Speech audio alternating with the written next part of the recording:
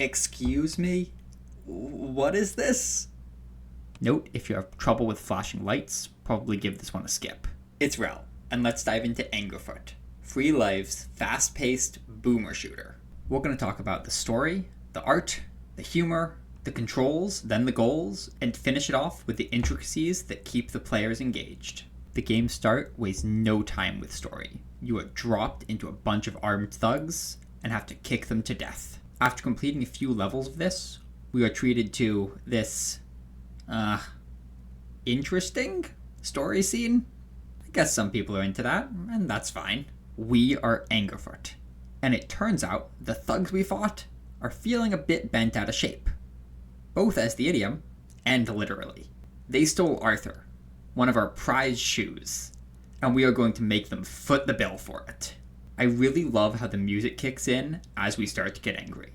A wonderful fit. The game's art is incredibly goofy. Now, this certainly isn't a bad thing. It stays entirely on theme, is very detailed. I particularly love the graffiti on the walls, and makes it easy to quickly understand what things can and cannot be interacted with. The game's heavy bass beat provides a really nice backing for the game, bringing the energy level up. The map screen is just the right amount of silly. The humor mostly consists of foot references / lol random moments and dancing, and toilet humor. Literally. Not generally my kind of humor, but I can tell it was presented consistently in theme.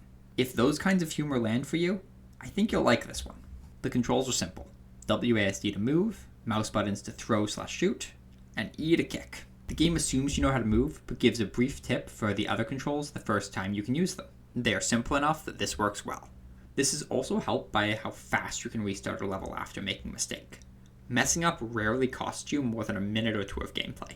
Super fast paced. The goal of each level is also very simple. Make it to the end of each level, go up the stairs / into the drain pipe, leaving a good impression on as many of the goons as you can. Preferably in the shape of a shoe. While the controls and goals are simple, the game has plenty of intricacies to engage the player. Angerfoot doesn't know how to open doors. He must kick them across the room, potentially killing enemies. The impact behind your kicks and shrapnel flying at the enemies is fantastic. This extends to other objects like fire extinguishers and barrels. Just don't be like me and point blank kick barrels. Even items that cannot be used as makeshift soccer balls have really nice destruction animations, hurling shrapnel everywhere. The different enemy types provide varied challenges. You want to close really fast on the pistol wielding enemies, but you need to wait for the right moment on shotgun wielding guys. Even the melee guys provide just a little extra something to think about.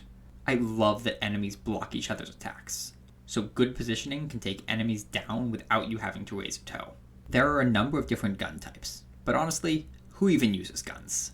The game is about kicking everything and everyone across the room and into pieces. Each level has 3 different recorded times for you.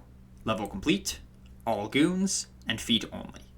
This adds a fair bit of replayability, with each requiring a different approach and some planning to complete optimally. Now, these aren't time limits, but they do provide a nice way for the players to challenge themselves if they want to.